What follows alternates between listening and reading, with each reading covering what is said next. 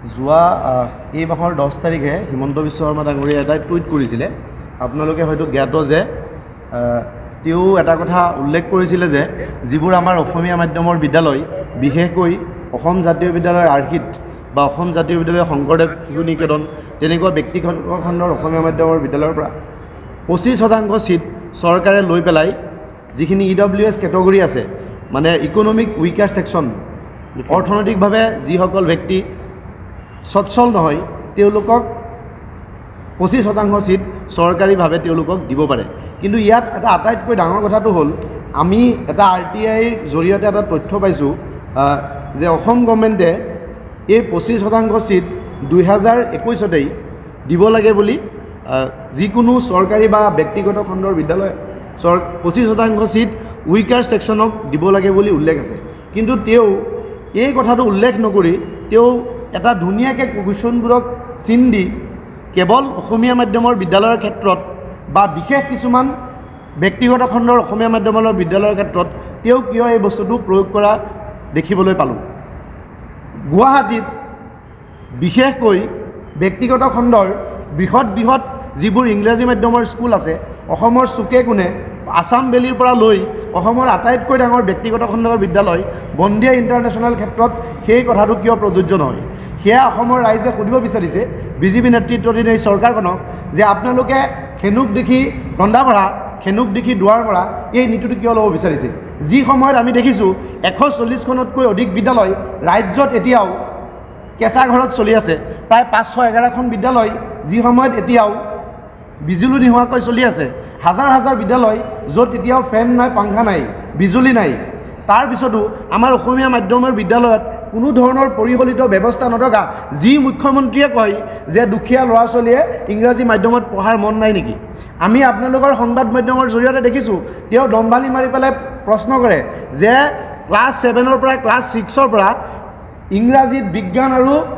অংকৰ বিষয়টো সন্নিৱিষ্ট কৰা হ'ল। কিয় সন্নিৱিষ্ট কৰা হ'ল তেওঁ যুক্তি দিছে, হোৱাৰে য'ত নেকি একো ছফিষ্টিকেটেড একো ব্যৱস্থা তেওঁ হাতত লোৱা নাই, যে এজন 20 বছৰ এক্সপিৰিয়েঞ্চ, 25 বছৰ এক্সপিৰিয়েঞ্চ এজন টিচাৰে যিজন অসমীয়া মাধ্যমত পঢ়াই আছিলে বিজ্ঞানৰ বিষয়টো, সেই BSc গৰাকীয়ে ইংলিছ মিডিয়ামত সেইটো পঢ়াব পাৰিবনে নাই, তেওঁ টিচাৰ ৰিক্ৰুইট নকৰাকৈ সেই বস্তুটো ইমপ্লিমেণ্ট কৰিছে। কিন্তু তাৰপিছত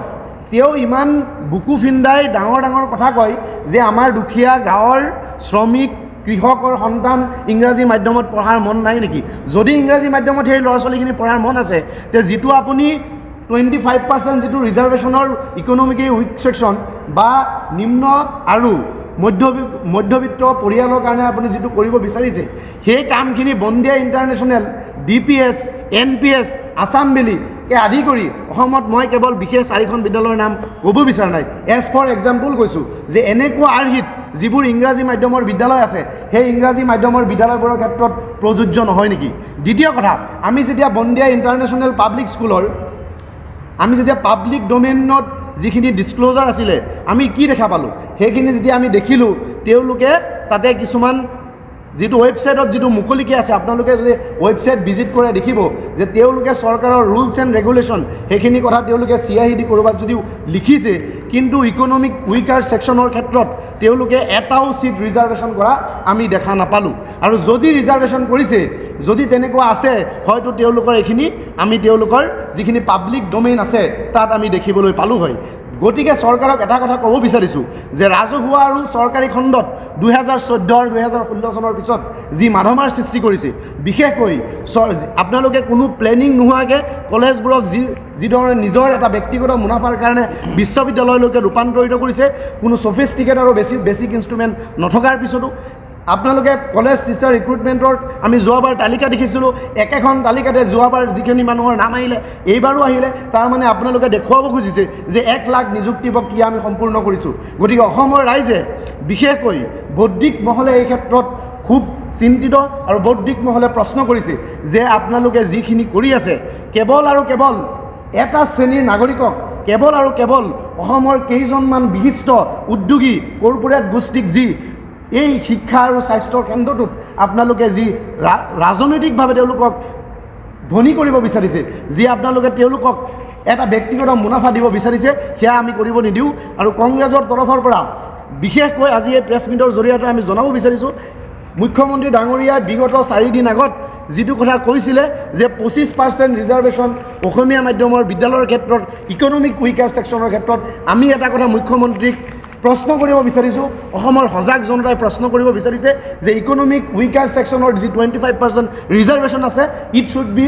ইউনিনাছ টু এভৰি ওৱান। এইটো প্ৰত্যেকটো খণ্ডৰ বিদ্যালয়ৰ কাৰণে হ'ব লাগে, ইংৰাজী মাধ্যমৰ বিদ্যালয়ৰ কাৰণে হ'ব লাগে। যদি এইটো ইংৰাজী মাধ্যমৰ বিদ্যালয়ৰ কাৰণে হোৱা নাই, তেতিয়া চৰকাৰৰ তাত ডেফিনেটলি কিবা চৰকাৰৰ নেক্সাছ আছে, চৰকাৰৰ এজেণ্ডা আছে, চৰকাৰৰ দাদাগিৰি আছে, চৰকাৰৰ দালালি আছে। শুনিবলৈ বেয়া শুনি, কিন্তু একদম স্পষ্ট কথা। এই কথাখিনি বিজেপিত যদি সৎসাহ আছে, আজি তেওঁলোকে এটা প্ৰেছ মিট ধৰি আপোনালোকক মাতি নি পেলাই স্পষ্ট কৰক। আৰু মুখ্যমন্ত্ৰীৰ পৰা, শিক্ষামন্ত্ৰীৰ পৰা, এতিয়া শিক্ষামন্ত্ৰীটো কোন অসমৰ মানুহে ক'লে 50% নাজানিবই, গতিকে মুখ্যমন্ত্ৰীৰ পৰাই বিচাৰিছোঁ, যিহেতু শিক্ষা বিভাগৰ যিকোনো সৰু সৰু নটিফিকেশ্যন, আমি ৰাতুল কলিতা ডাঙৰীয়াই কোৱা কথাটো, হোটেলৰ কথাটো যিটো ক'লে, এইটো সিদিনা কৃষিমন্ত্ৰীক সুধিলে, কৃষিমন্ত্ৰীয়ে গমেই নাপায়। আৰু যোৱাকালি আজি আকৌ প্ৰতিদিনত দেখিছোঁ কৃষিমন্ত্ৰীয়ে কৈছে অন্য এটা বিষয়, কিন্তু মোৰ মনত পৰাৰ কাৰণে ক'লোঁ, প্ৰতিদিনৰ 6 নম্বৰ বা 7 নম্বৰ পৃষ্ঠাত আজি আহিছে, তেওঁ কৈছে যে it is an autonomous institution, autonomous ইনষ্টিটিউশ্যনক চেণ্ট্ৰেল গভৰ্ণমেণ্টে পইচা দিছে, তাত আমি অসম চৰকাৰে একো কৰিব নোৱাৰোঁ। গতিকে এই মন্ত্ৰীবোৰৰ এই অকৰ্মণ্য, নিষ্কৰ্ম্য আৰু তেওঁলোকৰ একে বিবেক বুদ্ধি জ্ঞানহীন মন্ত্ৰীসকল অসমৰ ৰাইজে তেওঁলোকক সময়ত 2026-ত যোগ্য প্ৰত্যুত্তৰ দিব। আৰু এটা কথা, শেষ কথা এইটো ক'ব বিচাৰিছোঁ, শিক্ষাৰ ক্ষেত্ৰত কিন্তু আপোনালোকে অসমক, ৰাজ্যখনক বহুত পিছুৱাই লৈ গৈছে। আমি যদি বাজেটৰ কথা দেখোঁ, বাজেটত যদি আমি যাওঁ, একদম স্বাধীনতাৰ পিছৰ পৰা প্ৰথম, দ্বিতীয়, পঞ্চম বাৰ্ষিক পৰিকল্পনাৰ পৰা লৈ 2014 আৰু 2016 অসমৰ মুখ্যমন্ত্ৰী তৰুণ গগৈ থকা দিনলৈকে আমি যদি দেখোঁ, শিক্ষা আৰু স্বাস্থ্যৰ ক্ষেত্ৰত বাজেটত আৰু GDPত কংগ্ৰেছে কিমানখিনি ধাৰ্য কৰিছিল। তেতিয়া আমি যদি দেখোঁ, কংগ্ৰেছৰ 3%লৈকে GDPৰ পাৰ্চেণ্ট দিছিলে এডুকেশ্যনৰ নামত, এতিয়া 3% কাট কৰি 0.3% আহিছে। হয়তো আপোনালোকে ডেটা তথ্য আছেই, ৱেবছাইট খুলি চালে গম পাব। গতিকে এই যিটো ৰাজহুৱা খণ্ডৰ ওপৰত মাধমাৰ কৰিছে, সেই মাধমাৰটো কোনোদিনে হ'বলৈ দিয়া নহ'ব।